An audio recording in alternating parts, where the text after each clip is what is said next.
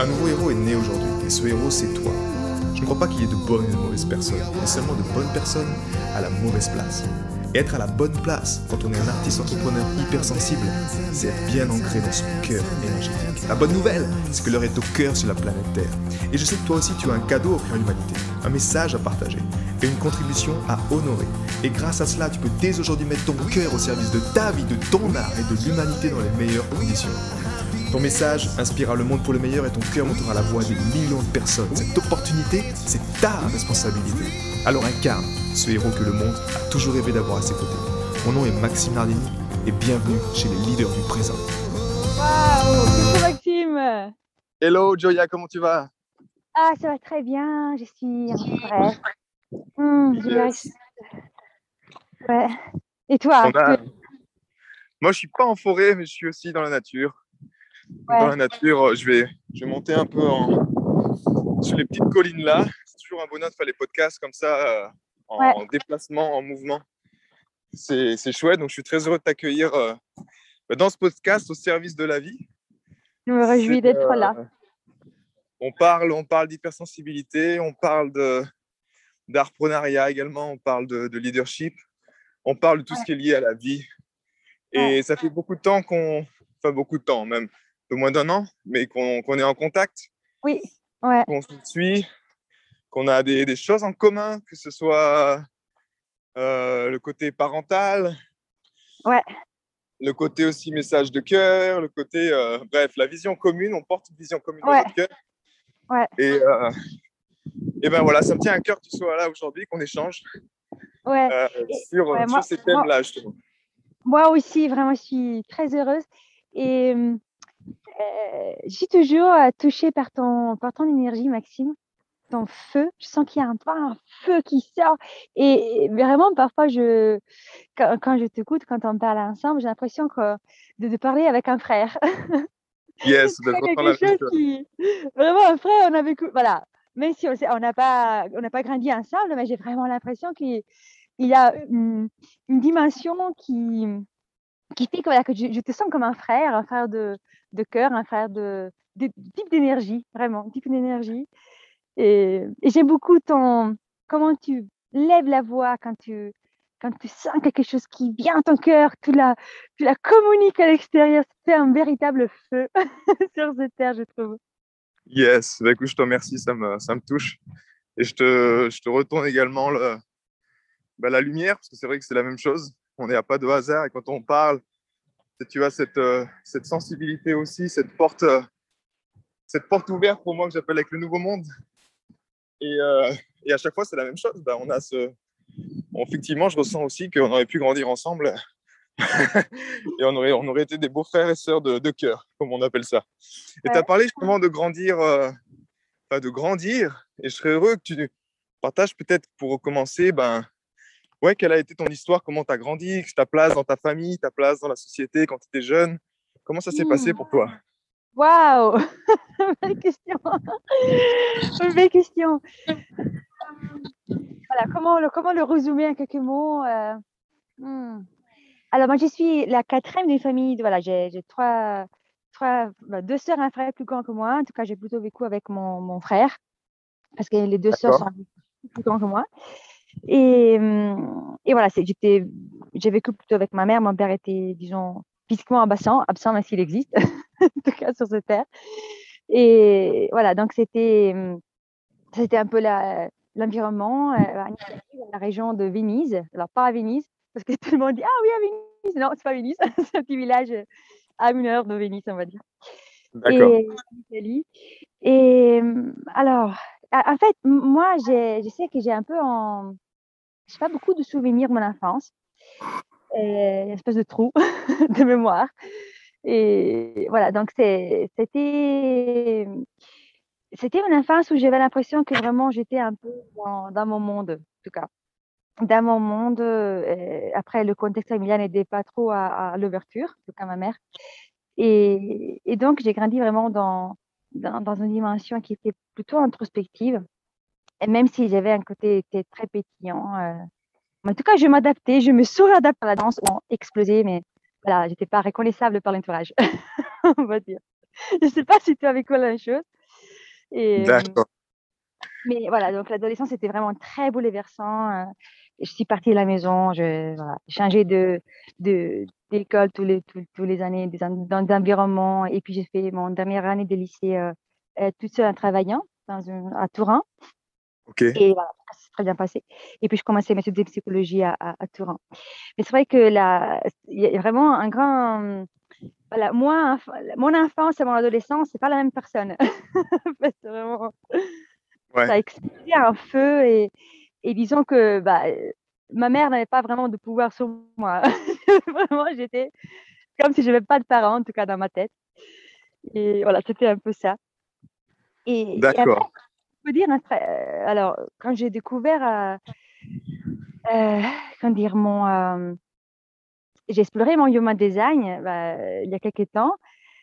Waouh, je peux voir, je peux voir qu'est-ce que c'était en fait. Et il y avait des mots à poser sur cette dimension-là voilà, d'aller, de faire pousser une identité qui n'avait rien à voir avec l'environnement, mais en tout cas de le faire pousser malgré tout, malgré l'opposition, on va dire. Voilà, c'est un peu ça que je dirais. Et toi? D'accord. On en parlera. C'est bien que tu mettes le human design sur la table parce qu'on a ça en commun aussi. Et on en Ouais, parlera un peu plus tard. Et bah écoute, moi, c'était un peu la. J'étais dans une famille où on avait. Elle était portée par une belle énergie. Ma mère était très aimante. Un peu une mère poule également, vu qu'il y avait des origines italiennes. On a des origines également italiennes. ouais, ouais. Euh, et puis toujours, bah, ce côté. C'est ça qui m'intéresse dans ton histoire et que j'observe chez beaucoup d'hypersensibles, c'est cette place manquante du papa. Cette Mm. place, qui soit, tu vois, mon papa était là, mais dans ma perception, il y avait comme si j'avais décidé que j'entretenais pas une relation avec lui, comme s'il y avait quelque chose entre moi et lui qui m'empêchait vraiment de me connecter pleinement à mon papa. Alors, je me souviens pas quand j'étais jeune, tu vois. Je pense qu'on Ouais, a eu des un moment ensemble. Mais très vite, le côté argent, travail, papa il était au travail. Il est parti également à mon adolescence, quand j'avais 10 ans. Il est parti travailler dans le sud de la France pendant 2 ans. Ça, c'était très dur pour moi aussi, parce que j'étais dans une crise d'ado et j'étais qu'entouré de femmes. Donc, c'était très bien ouais, aussi d'avoir la présence féminine de ma sœur et ma mère. Mais il m'a manqué ce côté, en fait, ce côté, ok, comment on fait pour être un homme, quoi, tu vois? Comment on fait ouais, pour être un garçon, pour prendre sa place, pour penser différemment? ouais, Et comme disait aussi Stromae, tu vois, tout le monde sait comment on fait les bébés, mais personne ne sait comment on fait les papas. ouais, Et je pense il y avait ça dans le cœur de mon père aussi. J'ai appris plus tard que mon grand-père, si tu veux, il était à Paris. Donc, on fait partie tous deux, je pense, de familles d'émigrés, tu vois. Ils étaient en Italie, mes grands-parents étaient en Sicile. Ils sont partis avec voilà, un peu la dictature, tout ça, Mussolini, tout ça. Ils sont ouais, partis en France dans l'espoir de trouver du travail, avec une meilleure vie. Je pense c'est ce qu'ils ont trouvé à l'époque. Mais en même temps, il y a eu comme un déracinement, tu vois, un décrochage de nos racines.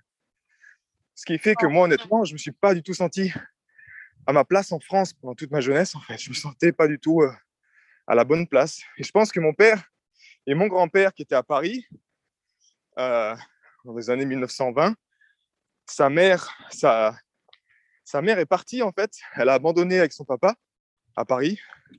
Et sauf que le papa, il buvait, il n'était pas du tout aimant ouais, avec mon ouais. grand-père. Mon grand-père a décidé de partir à pied et de rentrer en Italie. Ok. Et il a Wow. traversé donc toute la France. Et arrivé à la frontière italienne, il y a la police qui l'a arrêté, qui lui dit mais tu vas où? Et il a dit bah, je retourne voir mon père. Parce que s'il disait mon grand-père, ben, naturellement, il ne serait pas Ouais. passé. C'est donc la police qui l'a ramené depuis la frontière italienne jusqu'en Toscane. Il est Wow. retourné chez ses grands-parents. Et donc, il y a eu quand même ce manque, tu vois. Là, je reviens au cœur du cœur avec le côté papa. Tu vois, toi aussi, j'aimerais que tu me partages Ouais. ça parce que c'est important. Mais mon grand-père, même ma mère me disait, c'est Pépé, il t'aimait, il vous aimait du fond du cœur, mais il ne savait pas comment vous le communiquer, comment l'exprimer, comment vous le faire sentir. Et je pense que mon papa, même s'il avait également, il a eu un amour extraordinaire pour vous, mais il a quand même il y avait ça à l'époque qui était là. C'est comme cette barrière, tu vois, cette douleur émotionnelle de génération en génération qui fait que, et moi-même aussi, qui était peut-être égoïste et qui voulait ma maman que pour moi, c'est possible aussi, hein. Ça, je n'exclus pas l'option, et qui fait que, ben voilà, j'ai pas vraiment entretenu cette relation avec mon papa, et puis après, on a travaillé.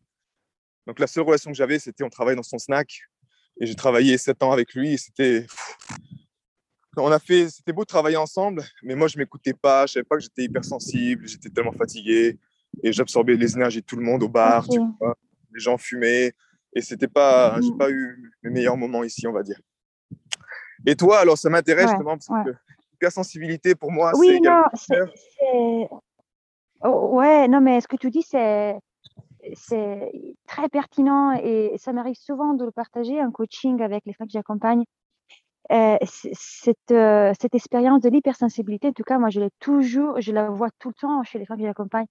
Il y a il est vraiment associé à la, disons, pas le manque, mais on peut dire le manque de masculin à l'intérieur. C'est comme si le père, je sais pas, et ça peut être l'absence physique comme l'absence relationnelle.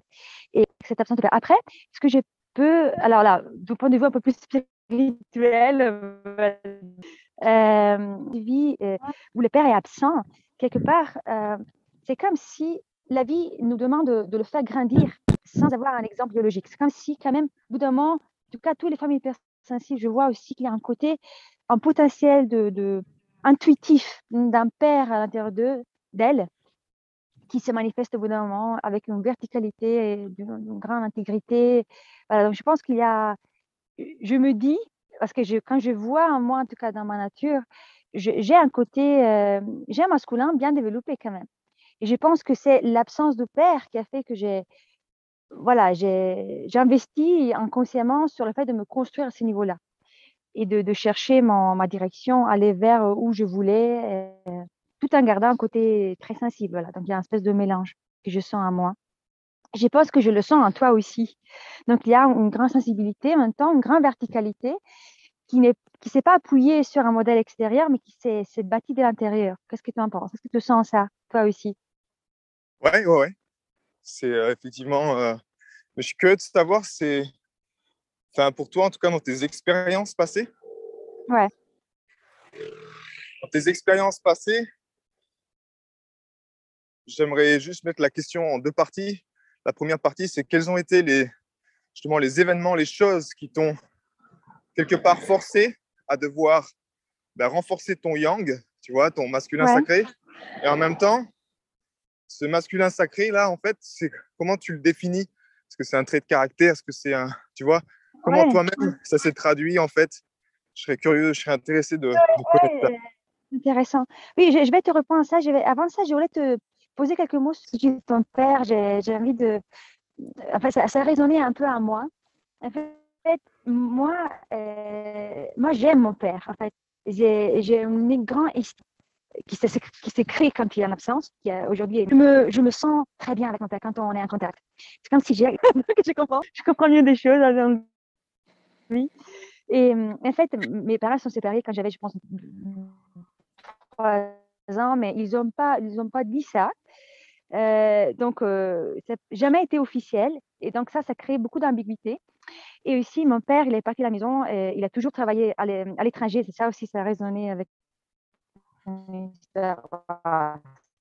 À l'étranger pour toi, mais en tout cas, loin. Et en Chine, en Asie. Donc, moi, je le voyais 2-3 fois par an. Et puis, je l'ai, voilà, parce que je commençais à conscientiser les effets, quelque part, de son absence. Et en tout cas, quand on se voit, même si c'est rare, en tout cas, on se voit de temps en temps, je me sens très bien. Vraiment, je sens qu'il y a quelque chose de lui qui est à moi.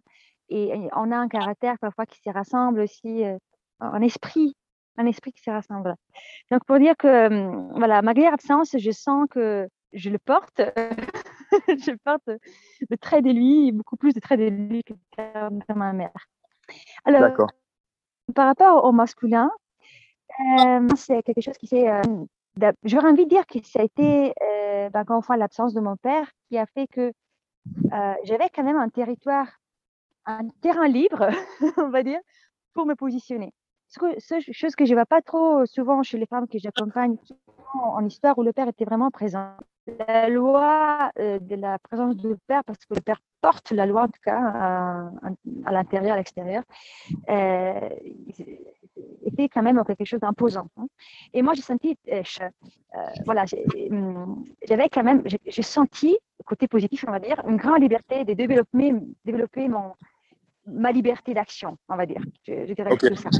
Et par contre, l'absence de père, c'est vrai que ça, c'est un peu, la notion du temps, en fait, moi, je navigue beaucoup dans le hors-temps, on va dire, tout en étant là. Voilà, donc ça. Par rapport au fait avoir reconnu le masculin à l'intérieur de moi, ça, je pense que c'est très personnel, mais si je vois dans mon histoire, je me suis rendu compte au bout d'un moment dans ma vie de couple qu'il y avait une fusion. En fait, bien sûr, je cherchais la fusion dans la vie de couple pour aller reconstruire un contact avec le masculin, mais à l'extérieur. Mais je voyais que je me voyais, je me vivais à travers le regard de mon mari. Même si lui, il ne s'imposait pas, c'était juste moi, je cherchais son regard pour me découvrir, pour me rencontrer. Et donc, malgré toute la liberté et les prises de décision, la capacité de me positionner dans ma vie en général, en tout cas dans la vie de couple, je voyais qu'il j'avais une difficulté à ce niveau-là.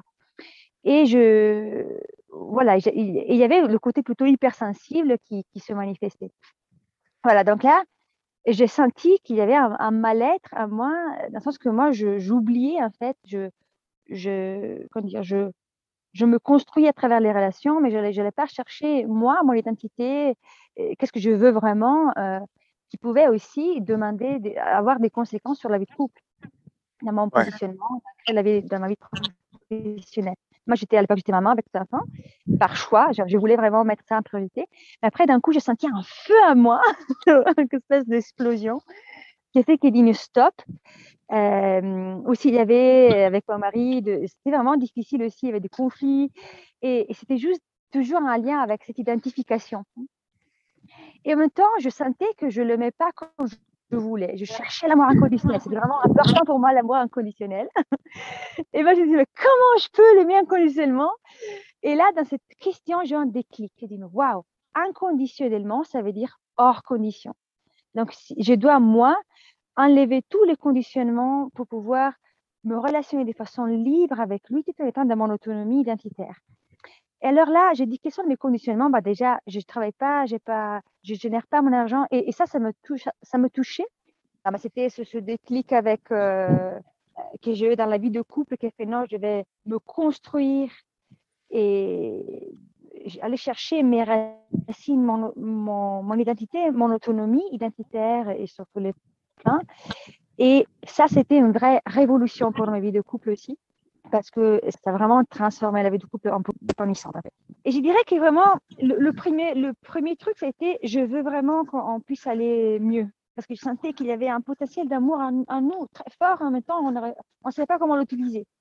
Et ça manquait vraiment dans le couple mon positionnement à moi, qui a après transformé la relation. Ok.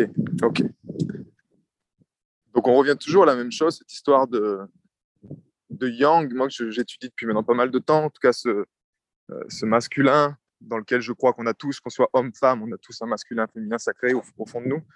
Et l'idée, c'est d'arriver justement à pouvoir l'exprimer en toute liberté, même au-delà des traumatismes, que ce soit l'absence d'un père, au-delà des conditionnements également.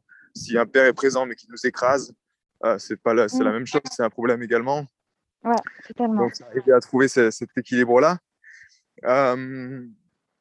Et donc, on a parlé de ton enfance, on a parlé également de ta place et ton expérience sans avoir la présence du père. Tu t'as rebondi super bien avec également ton compagnon de ce côté homme. Et est-ce que tu as un petit garçon ou pas? Et moi, oui, alors moi, j'ai un petit garçon, une petite fille. Ouais. D'accord. Et justement, alors comment ça se passe avec tes enfants? Parce que ben, c'est la même chose, on va dire, un être sensible, une maman sensible à la maison. Comment tu vis ça? Comment ça se passe pour toi en fait? Comment tu Oui, le vis au quotidien? oui, oui, oui. Alors, j'ai l'impression que ma vie se transforme tout le temps. Donc, de résumer ça, c'est difficile. Si je pense un peu à l'évolution dans la vie avec mes enfants, je sais que avec les deux, il y a tout un côté très sensible par rapport au toucher, cododo, allaitement prolongé, portage tout le temps. Ce D'accord. côté-là, je pense. Ils ont De... quel âge juste pour qu'on sache Alors là, ma fille, elle a 6 ans et mon D'accord, fils, il a 4 ans. 4 ans, ok. Ouais. Donc ça, c'était vraiment, il y avait une grande sensibilité toujours, un côté, je pense, protecteur, mais aussi l'envie de créer des bases sûres à travers le toucher, à travers l'allaitement, des fondations en fait. Et je suis très D'accord. contente, vraiment, j'ai vu vraiment les fruits de ça. Et voilà, et ça c'est, et puis bah, j'ai deux enfants qui sont, alors ma fille, elle est vraiment au potentiel diagnostiqué, mon fils est trop petit pour faire les tests, mais voilà, il suit la même voie. Et c'est challengeant, c'est challengeant parce que déjà, il y a une complexité à moi à porter, à Ouais, ouais. décoder, à traduire. Et puis, il y a leur complexité. Donc, d'une part, j'ai une grande ouverture totale pour rencontrer tout ce qu'ils sont. Et en même temps, parfois, ils me posent des questions et moi, je vais donner des réponses complexes. Et ils vont me poser des questions encore plus complexes. Voilà. Donc, il y a un côté complexité à démêler parfois. Ok. Mais c'est beau, c'est riche et je vois en eux aussi une, une énorme sensibilité qui est quand même vraiment très acquis.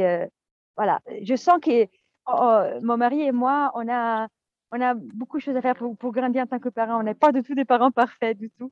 Mais s'il y a une chose qu'on arrive à faire, en tout cas, je pense qu'il y a deux choses. C'est d'aller être vraiment à l'écoute de ce qui se passe à l'intérieur, d'en parler et demander pardon quand on se fâche. Ça, ce sont les deux choses qu'on arrive à faire. En tout cas, bien. D'accord. Bah, et après, sinon, bah, nous, on est intenses, mon mari et moi. Mon mari aussi, il est manifesteur. Il y a un truc de Ok. feu à la maison. Et c'est dire que vraiment, les deux, euh,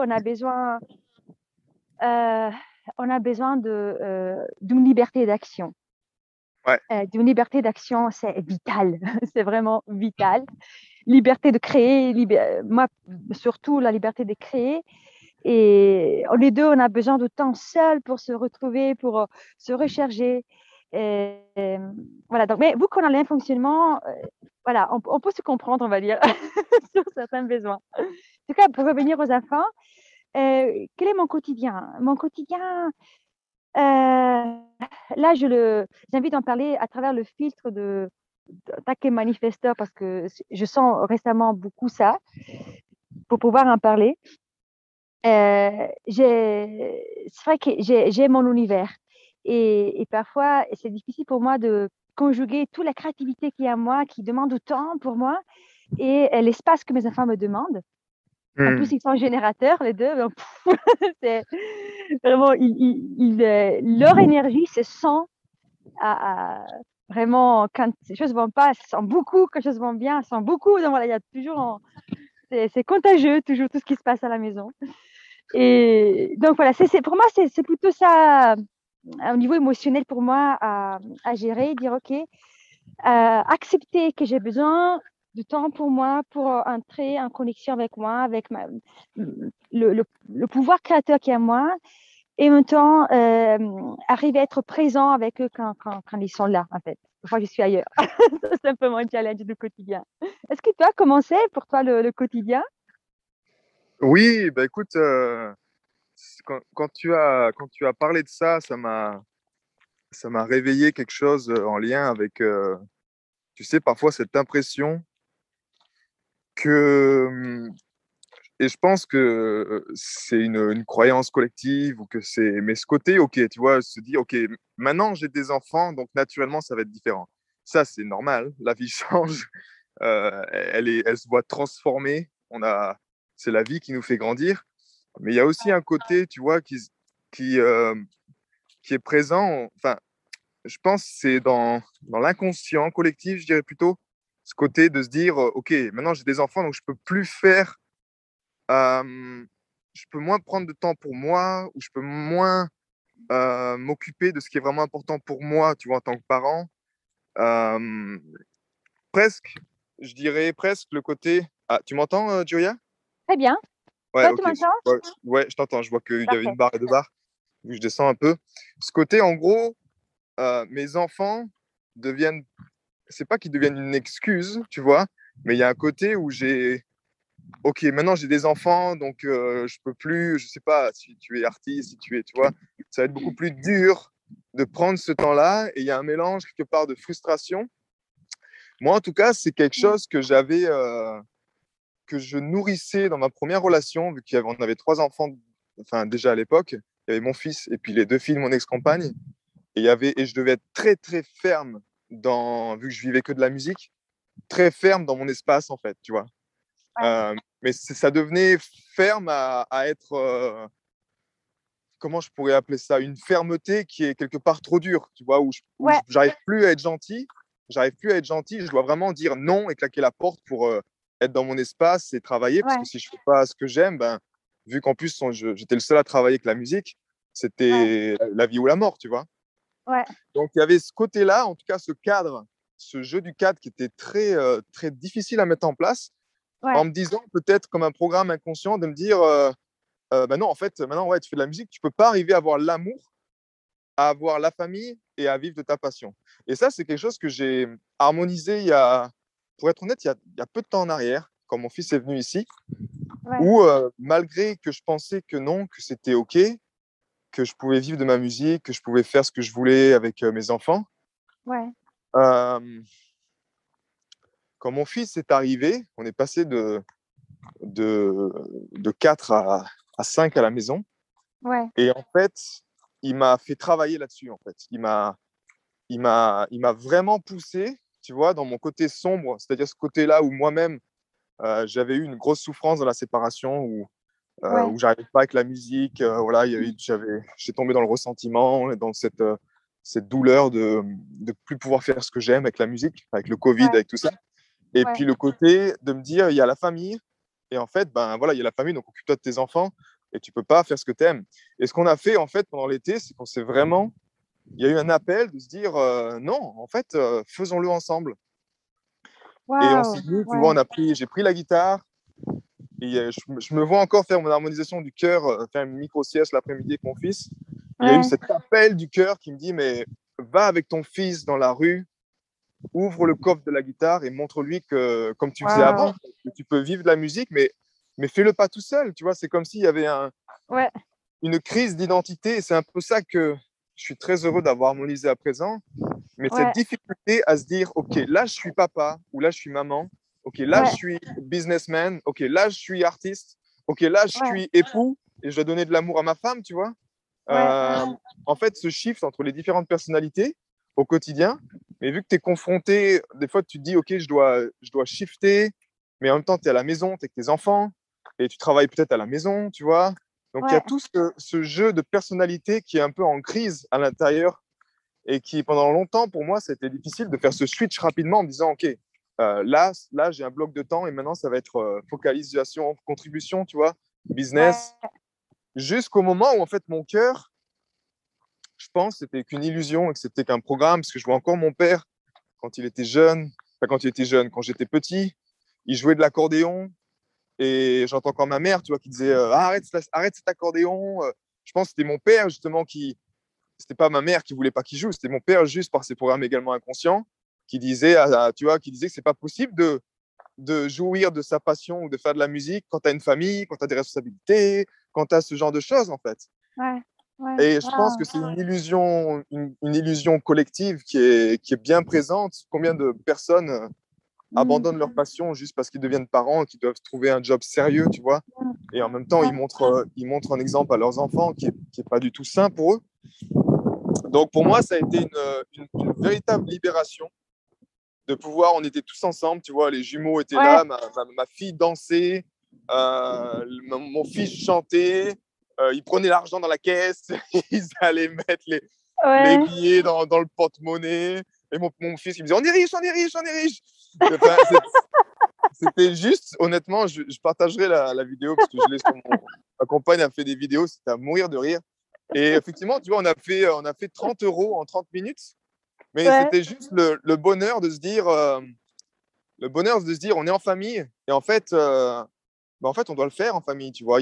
C'est possible de le faire en famille. C'est même vital de le faire en famille parce que la récompense, elle est beaucoup plus grande. On croit qu'on ne peut pas le faire ensemble. Ouais. C'est-à-dire que si toi-même, tu as un Ouais. rêve, et on va en parler du manifesteur qui a cette vision et qui n'a pas besoin tu vois, d'informer pour agir. Mais on Ouais. se rend compte que quand c'est aligné, que c'est juste, que tu te sens bien là-dedans et Ouais. que c'est porté par l'amour, par un partage avec du monde, Ouais. librement, ben, les enfants, eux, ils suivent ça, ils nourrissent ça. Et c'est un peu ce que je ressens aujourd'hui, c'est-à-dire c'est pour moi ma mission là, c'est dans ma contribution avec mon art, c'est de développer beaucoup plus ça et faire quelque chose de beaucoup plus familial, de Ouais. développer Ouais. beaucoup plus Ouais. cette tournée en famille, tu vois, où on part, où on partage notre message de cœur, on Ouais. partage la musique. Et effectivement, ouais, c'est juste wow, quoi. C'est juste wow. Je sais Waouh. que c'est pas facile, c'est vraiment pas facile, mais la musique, l'art, le partage, c'est l'école de la vie. Et quand je vois mes enfants, tu vois, comme ils sont heureux à danser devant tout le monde, y a aucun blocage, tu vois, ils attendent que ça, en fait. Ils attendent que ça, que Ouais. les parents créent cet espace Ouais. vital où, OK, papa crée les règles. Et les règles sont libres. C'est un espace là où on peut être, on est libre d'être. Il n'y a pas de Ouais. jugement. Et eux, ils attendent que ça, tu vois. Ils attendent qu'un environnement comme ça pour Ouais. enfin danser, pour enfin. Il n'y a aucune gêne, tu vois. Ils prennent les choses, ils dansent. Ouais. Et je trouve ça merveilleux, ouais. Donc, Ah ouais. Waouh. c'est un Non, peu mais ça, ouais. c'est très intéressant ton partage et fascinant. Il y a plein de choses qui me parlaient, tout ce que tu disais. Alors, quand tu as parlé de fait que tu avais l'impression que tu devais être très stricte pour créer une limite de ton espace. Oh, mais tellement! Je connais tellement ça. Alors dans le passé, là, c'est différent, mais dans le passé, vraiment, avec un tas de culpabilité, parce qu'il y a un côté sensible qui dit, waouh, mais je sens les conséquences du fait que j'ai dit stop, j'ai dit non, j'ai besoin je ferme la porte pour mon Ouais, espace. Et justement, il y a le côté très sensible qui fait on n'arrive pas vraiment à se détacher de ce qui se passe quand on pose une action comme ça. Voilà, donc, mais on ne peut pas s'empêcher de le faire. On a trop besoin que ça soit clair, que l'espace soit dessiné, soit respecté. mm. Et, hum, et c'est vital, comme tu disais, c'était question de vie et de mort, et c'était pareil pour moi. Non, mais ça me parle, mais à 1000. Mon mari, pareil. Et voilà, donc ça, c'était intéressant. Et puis, là, tu as parlé un peu de comment tu as fait évoluer les choses.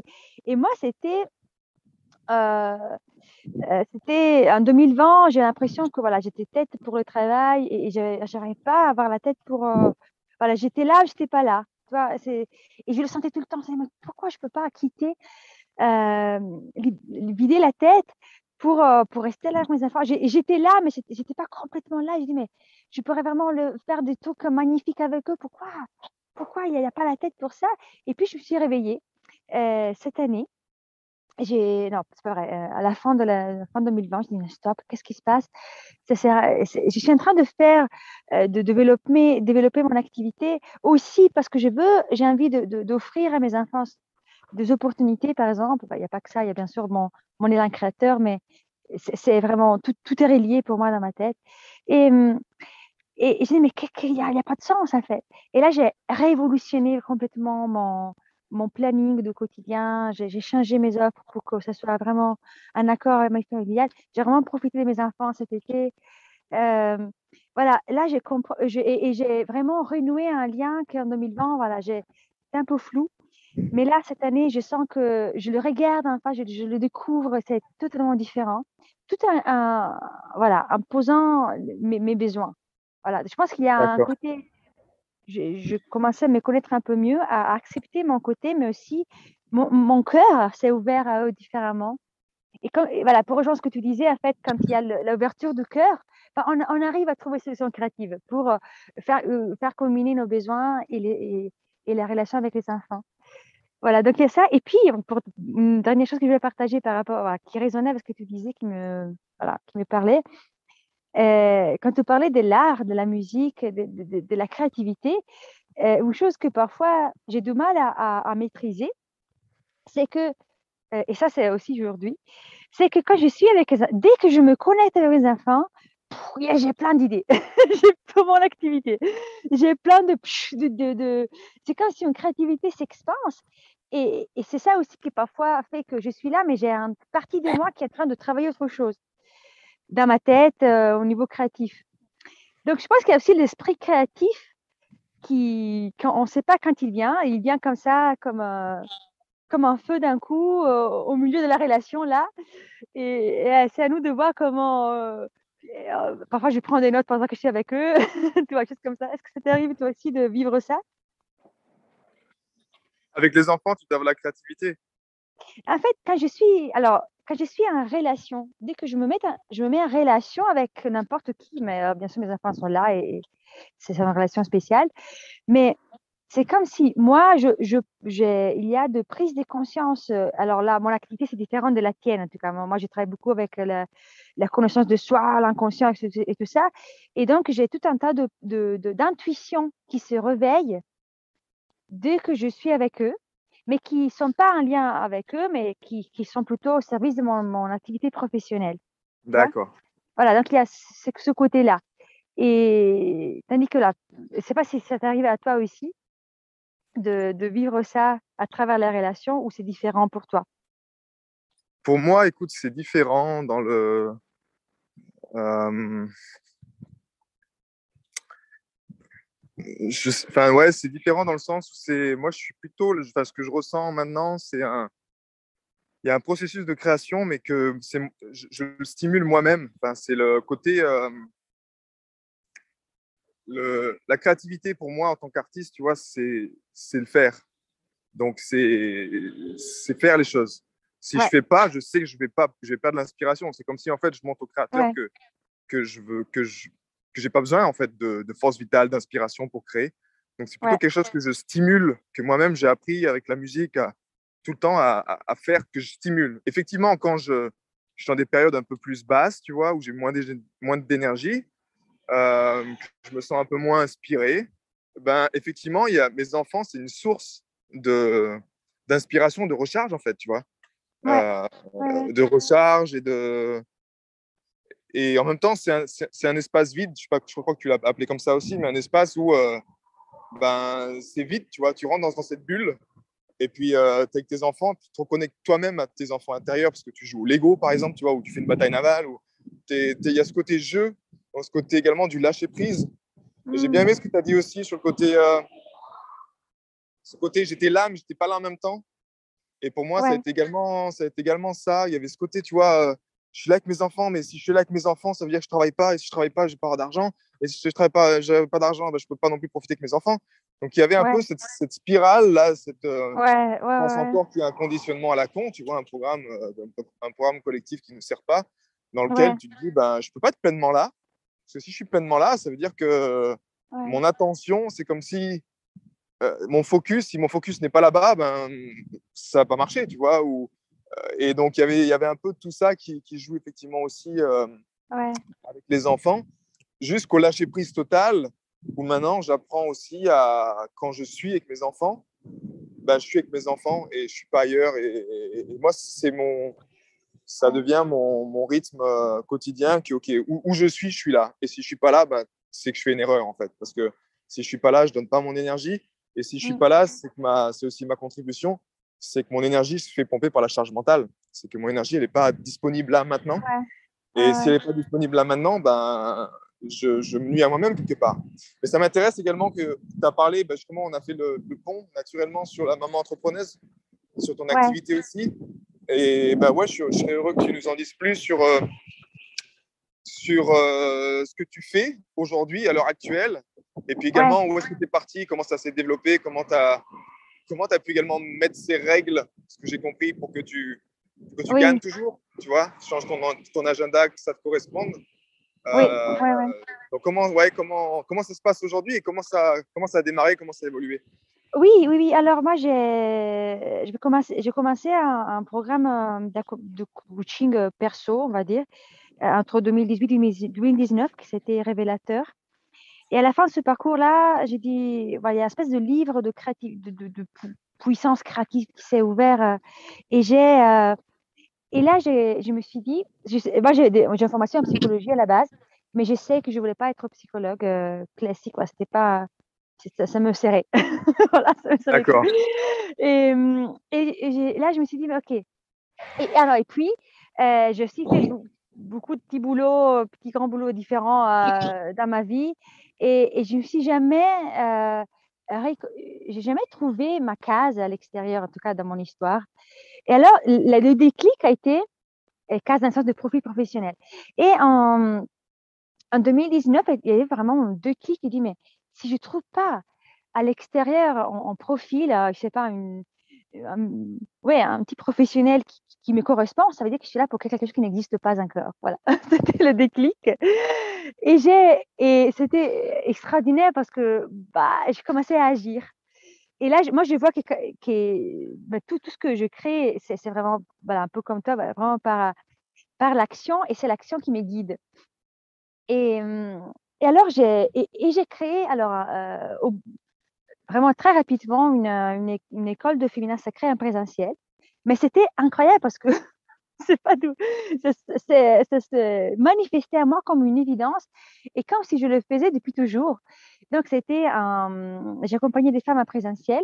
C'était une espèce de stage, un stage par semaine, un petit stage de 2 heures par semaine et ça durait voilà, pas mal de mois.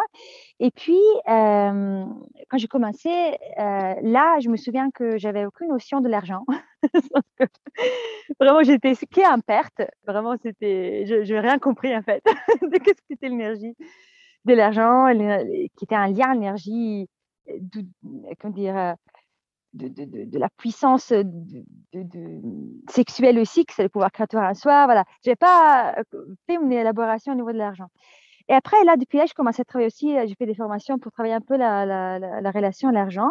Et là aussi, j'ai fait tout un travail sur moi, de ce que je voulais. J'ai créé une offre en ligne qui s'appelait École initiatique du féminin royal. Et là, avec l'intention de ma vision pour cet accompagnement, que ça a été l'accompagnement en 2020, c'était de relier l'accompagnement du féminin et du masculin. Je sentais que dans le féminin sacré, oui, j'accompagnais le féminin, mais ça manquait un truc. J'ai envie de aider la femme à développer leur verticalité, leur individuation. Et je commençais aussi en 2019, j'ai commencé une formation qui s'est terminée et pour devenir experte dans l'accompagnement au corps de l'inconscient avec Marie-Lise Labonté, je ne sais pas si tu connais. Donc, je suis thérapeute de la méthode IT. C'est une méthode pour aller, c'est un travail plutôt de guérison où on va travailler sur un thème et on va négocier avec l'inconscient le parcours de guérison. Donc, c'est vraiment fascinant. Donc là, il y a ça en même temps et donc, en tout cas, dans ma vision, ça s'est développé petit à petit. Je comprenais que ça ne me suffisait pas d'accompagner ou dans le masculin ou dans le féminin. Et je sentais que j'avais aussi la capacité de faire un équilibre entre les deux et d'amener les deux énergies dans mes accompagnements. Et alors, en même temps, il y a un autre feu qui s'est allumé à moi de la naissance de l'Open Space. C'était incroyable. En quelques mots, régulièrement, j'ai des crises qu'est-ce que je fais sur cette terre, voilà, quelque chose comme ça, crises positives et créatives. Et l'heure là, je me souviens, j'étais assise à ma table, sur mon bureau, je dis, mais quelle est ma mission? Et là, ça s'est allumé, cette vision que je me dis, mais si je suis sur mon lit de mort et je me tourne en arrière, qu'est-ce que je veux avoir laissé derrière moi? Et je veux permettre au plus grand nombre de femmes de se sentir des reines et au plus grand nombre d'hommes de se sentir des rois. Voilà. Et là, j'ai ouvert mon ordi Et au bout de 24 heures, j'ai créé l'Open Space. 40 femmes ont dit oui à ce projet. Et voilà, l'Open Space de l'individuation du phase solaire est né. Donc, cet événement sur 40 jours de rayonnement, de manifestation de talents. Et j'ai relancé la deuxième édition. Et bientôt, il y aura la troisième édition avant la fin de l'année. Voilà, donc ça, c'était ce qui s'est passé en fin 2020. Et sinon, alors pour revenir à ta question au niveau de l'entrepreneuriat et la gestion de ça, j'ai vraiment reformulé mes accompagnements. Et aujourd'hui, cette année, j'ai créé le Mastermind des femmes extraordinaires. Et donc, c'est du coaching où on travaille soit le féminin, soit le masculin, le pro. Voilà, il y a vraiment un travail, ce qui se présente, mais avec l'objectif de l'individuation. Et ça, donc, c'est un groupe. Et sinon, j'accompagne en individuel. C'est toujours voilà, c'est un travail d'individuation plutôt. Il y a plutôt une énergie plutôt maternelle dans l'accompagnement individuel et dans l'accompagnement du groupe. Il y a un peu les deux. Voilà. D'accord. Donc, ça, c'est tout J'aimerais cas revenir sur cet open space parce que j'ai eu beaucoup d'admiration sur. Et alors, je ne sais pas si c'était une impression parce que j'étais pas. Tu m'avais invité effectivement au sein du groupe, je ne sais plus, pour une intervention, je ne sais plus ce que c'était, mais il y avait de l'extérieur en tout cas. J'ai l'impression que ça a pris une dimension très rapidement, que ça a explosé. Je ne sais pas combien tu avais de membres au sein du groupe, ouais. mais il y avait quelque chose c'est quelque chose qui était fort, qui s'est produit, où les femmes les partageaient, chacun partageait sa lumière entre elles, dans cette notion de justesse, et puis de liberté aussi, de libre d'être, de faire ce qu'on aime. Il y avait des personnes qui chantaient, des personnes qui faisaient des soins à distance. C'était juste wow. Et qu'est-ce qui, pour toi, qu'est-ce qui a été... comment tu l'as vécu depuis l'extérieur, vu que tu étais, je dirais, facilitatrice de cette vague, en fait, cette vague. Et en même temps, qu'est-ce qui a été, on va dire, les points clés de réussite, même si réussite, c'est pas le mot, mais tu vois, qui a permis aux femmes de se réunir comme ça. Quel a été l'ingrédient pour toi qui a vraiment fait que ça a été un espace, en tout cas, qui était florissant, où il y avait un terreau qui était vraiment, vraiment bon, où les gens sentaient bien de venir, de partager chez toi, de partager dans cet espace-là? Oui, non, ça a été vraiment, l'open space, c'était au-delà de mon imagination. J'avais aucune idée de qu'est-ce que ça allait devenir. Et j'étais moi-même impressionnée de l'impact, de la grandeur, mais surtout de l'atmosphère. Parce que il y avait une qualité d'échange, de relation entre les femmes qui m'étonnait, qui me merveillait. Et je pense que c'était vraiment très réussi. Très contente. Bah oui. Parce que, alors, la vision que je portais, c'était ce qui était émergé à moi le jour où j'ai ouvert mon ordi pour faire ça, c'était que je voulais créer déjà un espace de rayonnement pour les femmes à 300 degrés, mais surtout pour moi, j'avais développé à moi une vision de la sororité différente de celle qu'on sent beaucoup et que j'avais aussi développée au départ avec mon école de pain. Parce que la sororité, comme la sororité en soi, je sentais quelque chose d'étouffant. Et donc, je voulais porter la notion d'individuation dans la sororité. Donc, aux sororités des femmes, mais qui étaient au service de l'individuation de chacune. Donc, pas dans le risque, pas quelque chose pas une espèce de fusion qui allait aussi créer quelque chose de séparé avec, tu vois, comme si soit on est unis, soit on n'est rien. Non, la sororité, c'est au service de l'individuation de chacune, surtout aujourd'hui, dans cette époque. Et donc là, c'était la vision que j'ai portée. Donc, vous êtes là, et je leur ai dit, vous êtes là, chacune pour manifester votre propre individuation dans la totale liberté. Et disons, la chose un peu spéciale, c'est que c'était important pour moi de leur proposer que dans leur journée de rayonnement, parce que chacune a une journée de rayonnement pour elle, allez briser la séparation entre vie professionnelle et personnelle. Donc, allez vous porter qui vous êtes, mélangez ça et manifestez votre rayonnement unique. Et chacune, était là en sachant que l'objectif, c'était pas de créer une cohésion, une cohésion de vision, pas du tout, au contraire, mais c'était d'aller de soutenir l'individuation. Et c'est ça qui a protégé et a nourri une sororité naturelle. Ouais. Donc, pas appuyé sur une vision en commun. Non, c'était une valeur de protéger l'individuation qui a soutenu cette une atmosphère très saine, vraiment, dans une équipe de femmes qui ne se connaissaient pas tout, qui se réunissent en 24 heures, soit pour la première édition, soit pour la deuxième. Voilà, donc c'est fascinant, en fait. Donc, c'est cette vision de la sororité de l'individuation qui émergeait à moi, qui porte ce projet. D'accord. Et c'est vrai que moi, je l'ai senti un peu comme un espace que tu crées. Si j'ose créer une image, tu vois, c'est genre toi, tu apportes un espace d'eau comme un gros, je dirais un gros aquarium, tu vois, qui est où tu crées toi l'eau et les poissons viennent dans l'aquarium pour danser, pour créer et ils se sentent en même temps libres. Et j'avais senti cette même chose. J'avais senti cette même chose. Toi, tu as réussi à le créer de manière digitale, ce qui est encore plus fort parce que il y a cette notion de séparation aussi quelque part. On est tous séparés physiquement, mais j'avais ressenti la même chose chez Ama à Winterthur en Suisse. Quand tu vois cet espace où elle crée un espace où tout le monde prend sa place en fait. Tout le monde prend sa place, tout le monde s'élève son individualité, reprend sa souveraineté, que ce soit en allant chanter, en allant faire à manger, en allant, tu vois, nettoyer les toilettes, où il y a un terrain d'égalité, un espace neutre qui permet à chacun, un terreau, qui permet à chacun de se dire waouh, purée, je me sens bien là, je sens que je peux être moi-même, je sens que je peux partager ma vérité sans, tu vois, sans avoir un blocage ou une séparation quelle qu'elle soit. Et ça, je trouve ça extraordinaire parce que c'est ce genre de. C'est un peu créer le nouveau monde, tu vois. C'est créer un espace, une bulle énergétique dans laquelle les gens peuvent rentrer, se sentir ok, là, je me sens bien, c'est un espace neutre, un espace qui est porté, qui prend soin de moi. Et ouais, donc bravo encore, parce que c'est une superbe expérience. Et pour les gens qui nous écoutent, ils peuvent retrouver ça. C'est Open Space, hein, c'est ça? Oui, c'est là pour l'instant, c'est pas encore lancé la 3e édition, mais bien sûr que vous pourrez rejoindre le groupe. Ça s'appelle Open Space de l'individuation des femmes solaires. L'individuation des femmes solaires, voilà, sur Facebook, donc qui trouve le groupe ici. Je mettrai le lien de toute façon en dessous du podcast. Ah ouais, ok.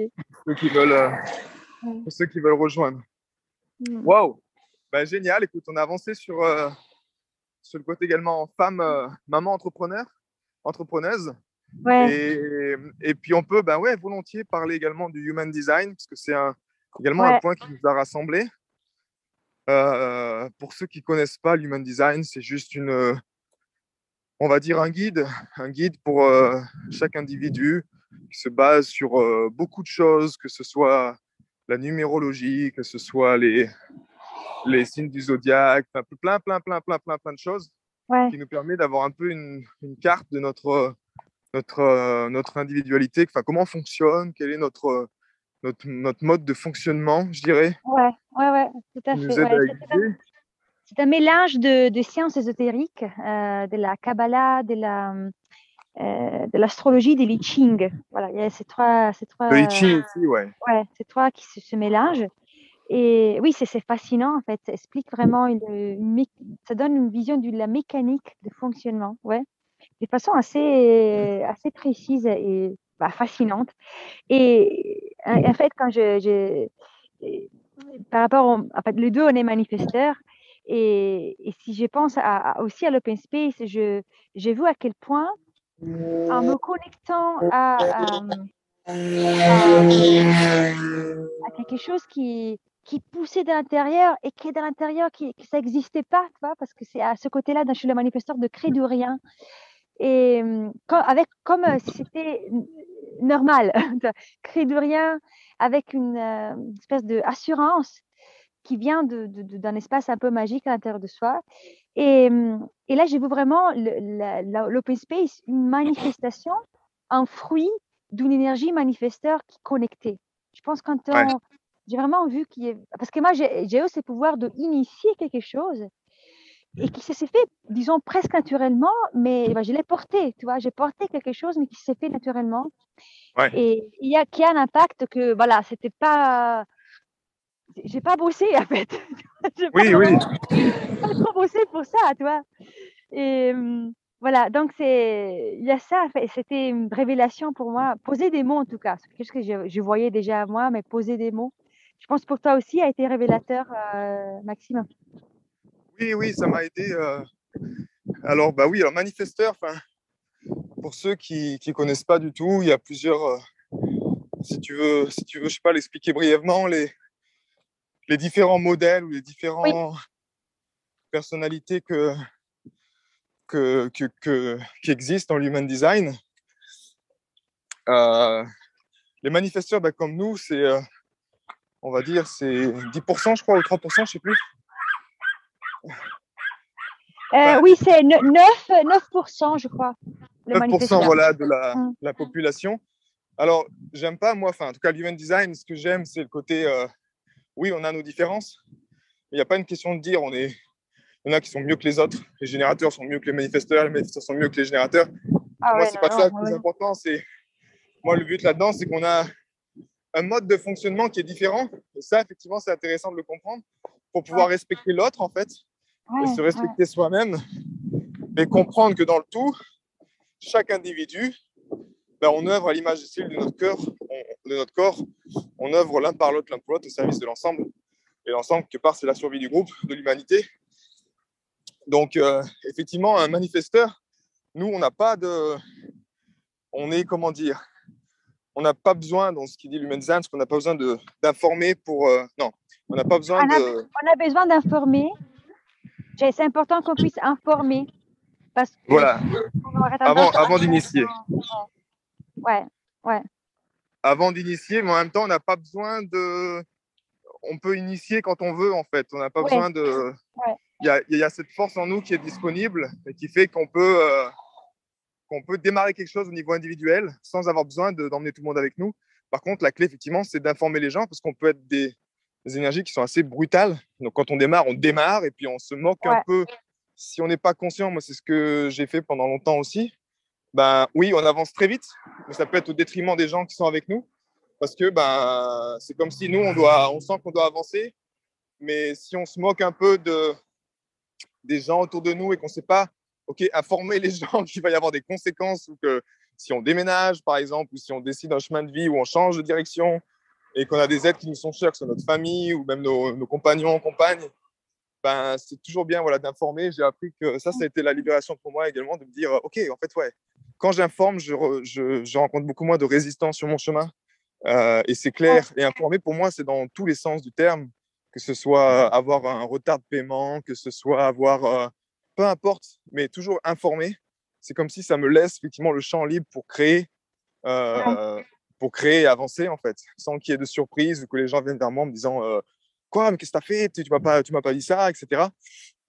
Donc, ouais, manifesteur, mais en même temps, nous, on n'a pas ce soleil, justement, au niveau du ventre. On n'a pas cette énergie qui est présente, ce qui fait on surfe sur des vagues d'énergie.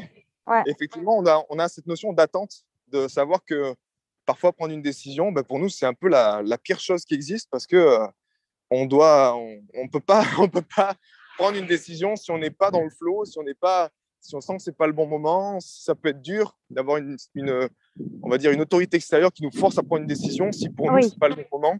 C'est assez une déchirure intérieure de faire ça. Et puis après, il y a les projecteurs et puis les générateurs. On va pas aller en détail aujourd'hui, mais j'aimerais juste qu'on parle de notre vie de manifesteur. Et pour toi également, voilà quels ont été les déclics que tu as eu avec le Human Design et comment tu les appliques au quotidien, en fait. Comment ça se passe pour toi? Ouais. Alors, je pense que, disons que la découverte du Human Design m'a permis plutôt de souffler sur des choses que en tout cas, j'ai pratiqué déjà. Le côté, je me voyais en train d'informer, qui cherche, une chose qui était très intéressante dans Human Design, c'est que le Human Design te parle de l'aura. Et les manifesteurs ont une aura énergétique dense qui, comment dire? Répulsive, ouais. Ouais, exactement. Et ce qui fait que moi, je me voyais souvent, c'est surtout dans la vie de couple, et je voyais souvent voilà, être un peu en tension quand je devais demander quelque chose à mon mari parce que voilà, pour qu'on vit ensemble, parce que je veux quand même trouver un compromis avec lui toujours sur les choses. Mais, mais ça me pesait. Même si je savais que lui, il était ouvert. Je dis, mais pourquoi c'est si dur d'aller demander la permission? C'était très dur. Mhm. Je voulais juste faire ce que je voulais et je voulais que ça passait comme normal. Et voilà, donc il y avait ça. Et donc, souvent, j'ai joué, dans la vie de couple, j'ai joué comme un générateur qui disait non, mais je dois demander la permission et tout ça. Mais je sentais que c'était pas juste pour moi. Vous voyez, il y a un truc bizarre. Et, et après, avant de découvrir le Human Design, je me suis rendu compte, voilà, j'ai assumé un peu plus mon positionnement. Je me dis, OK, non, moi, je vais faire ça.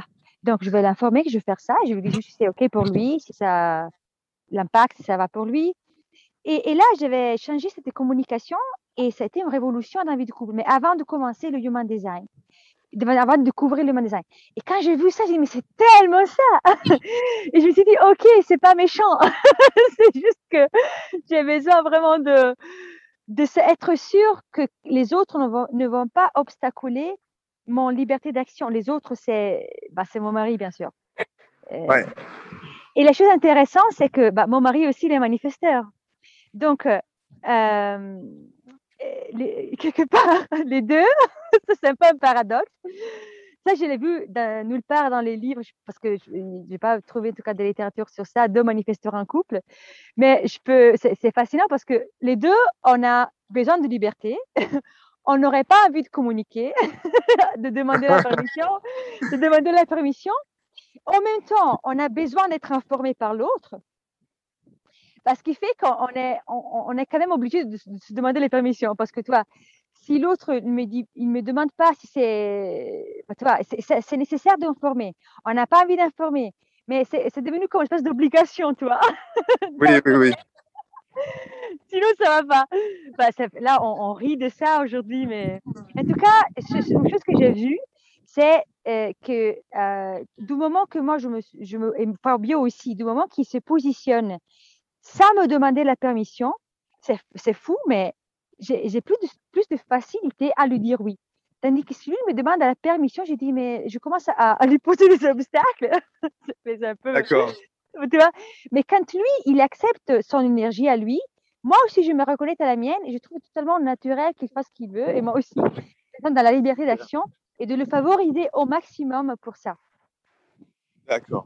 Ouais. Alors oui, il faut savoir aussi que dans l'âme des manifesteurs, en tout cas les manifesteurs de ce monde depuis longtemps, ça a été les rois, ça a été un peu aussi les gens qu'on connaît comme des tyrans qui prennent des décisions mais qui veulent un peu tout à leur façon. C'est un peu ça aussi, moi, que j'ai senti quand ma plus grande frustration, c'est quand je ne peux pas faire à ma façon, tu vois, ou quand on me force, quand je me sens subordonné à un cadre qui n'est pas le mien, où on me dit non, tu dois faire comme ça, ou là, je deviens fou et je peux... Ah ouais. Il y a une énergie de mort, hein. J'ai envie de tuer quelqu'un parce que c'est présent en moi. Donc, il y a cette notion, je ne sais pas si on aura le temps d'en parler parce que j'ai ma batterie qui arrive à 9%. Mais cette notion également de human design, je ne sais pas, moi, j'ai juste survolé, tu vois, on va dire, juste avant mon chart, tu vois, et puis avoir les différentes informations de base. Je ne suis pas allé plus loin dans l'human design.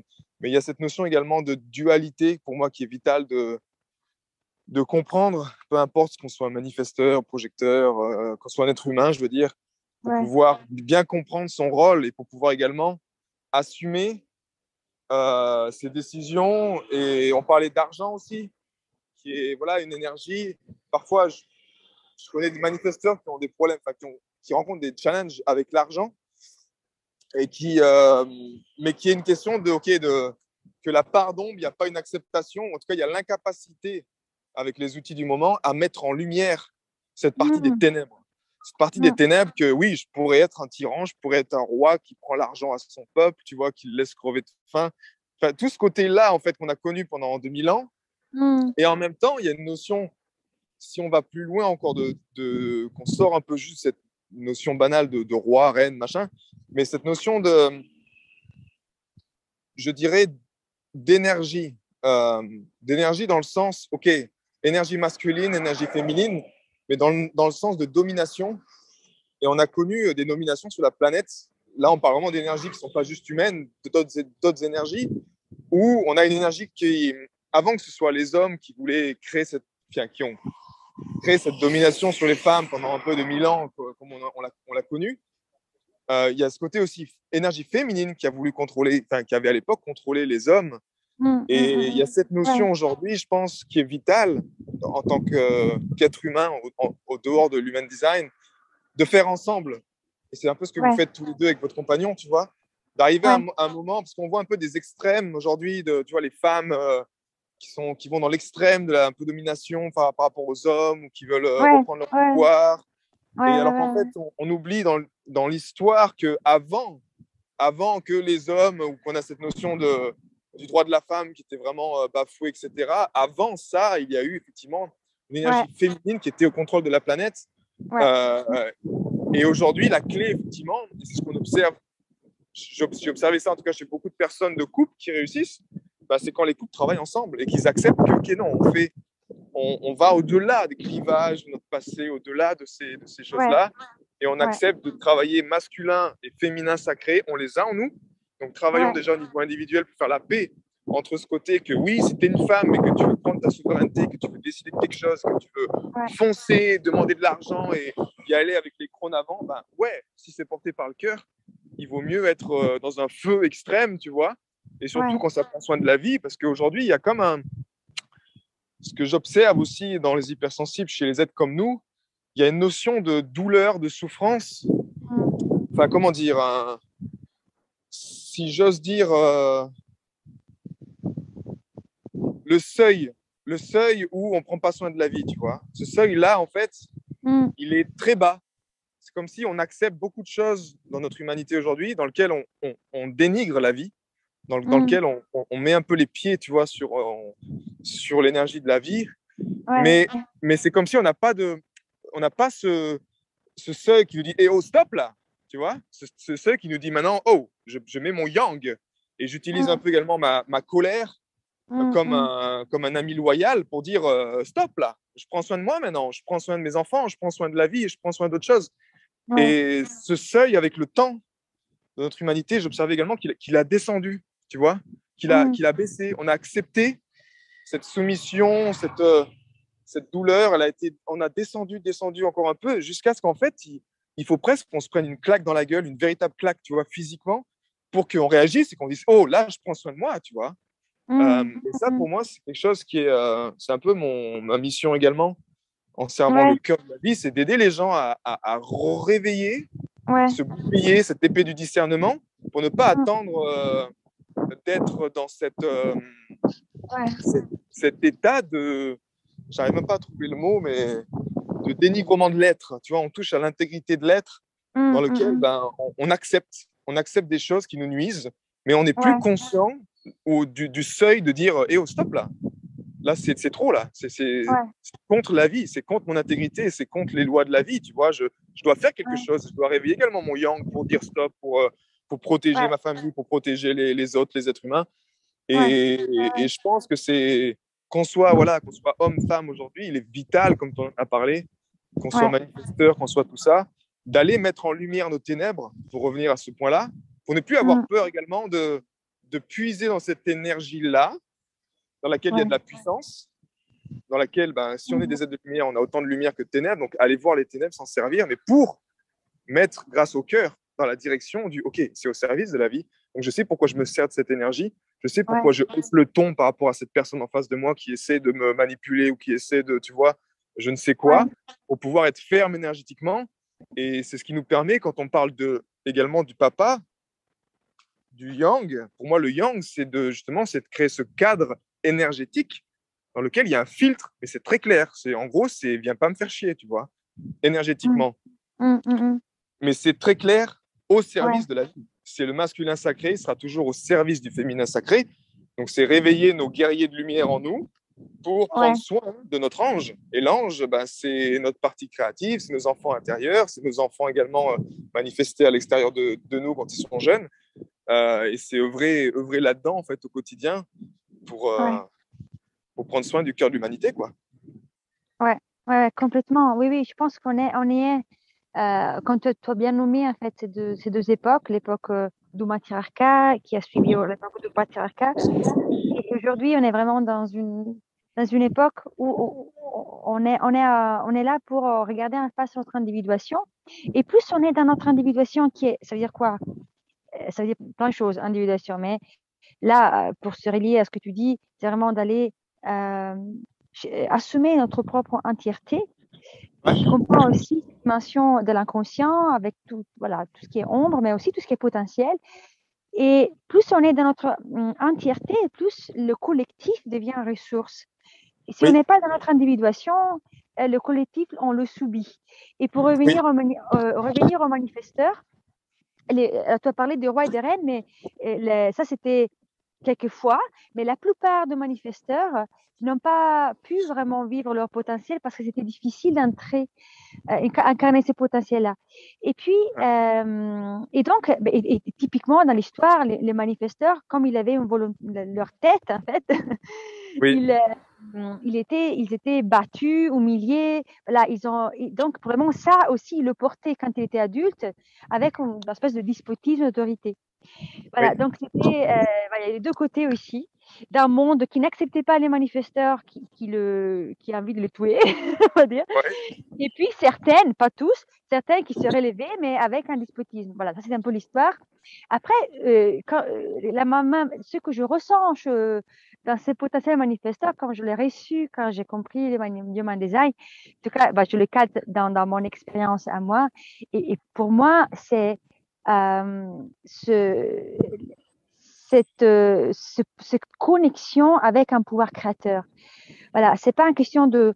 Il y a un leadership naturel qui inspire, mais ouais. là, je le sens à partir du fait que je, je vais m'incarner en connexion avec ce pouvoir créateur, cette connexion très pure à la source, en fait. Oui. Et ça, c'est au niveau de la créativité qu'aujourd'hui je le sens, ce côté manifesteur. Yes. Créativité et leader inspirant.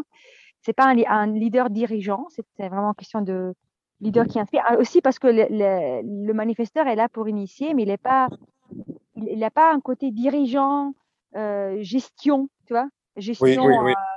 et qui fait que il y a besoin des autres pour pouvoir manifester cette source qui est en lui. Il y a besoin Yes. vraiment de la collaboration des autres. Et puis, il y a une autre chose que je voulais partager pour terminer sur ça. J'ai l'impression, je le ressens dans mon histoire, le manifesteur, ce que je vois chez moi, c'est il veut pas informer parce qu'il a peur. Il a très peur que l'autre va lui dire non. Il veut pas entrer en conflit. Il voudrait pas être obstaculé parce qu'il a peur que l'autre il va lui dire non. Et comme il a tellement besoin vital d'incarner à partir de son pouvoir créateur, il veut pas informer, mais par peur, pas Oui, par arrogance, par peur que l'autre va l'obstaculer. Voilà, oui, donc oui. c'est ce que je peux observer en tout cas dans mon histoire. Super. Gioia, j'ai 1% de batterie. Je pense qu'on va s'arrêter là. Oui, oui, Ça a oui. été, avant que ça coupe, ça a été un bonheur en tout cas d'échanger Ah avec ouais, toi. tellement. On est parti Vraiment, de la place du papa, on est parti après aux côtés du couple, de la place de la maman, ouais, également de côté entrepreneur. On a terminé avec le Human Design. Donc ouais, j'ai eu beaucoup de joie à faire cet échange. Et puis, ouais, moi aussi. merci d'être qui tu es. Merci à toi d'être qui tu es vraiment, Maxime. C'est merveilleux. Yes. Et puis on continue l'aventure. Et puis vous aurez les liens juste en dessous du podcast pour vous connecter avec Gioia. Oui, merci Maxime pour ce Une belle temps. journée. À bientôt. Merci à toi, ciao. J'ai été très heureux de te partager toutes ces informations. Si elles t'ont inspiré, sens-toi libre de partager ce podcast à des amis qui pourraient en bénéficier. Et si également tu veux influencer ce podcast et décider du prochain sujet, sache qu'il y a une page où tu peux simplement aller justement mettre ton sujet. C'est maximnardini.com/ask.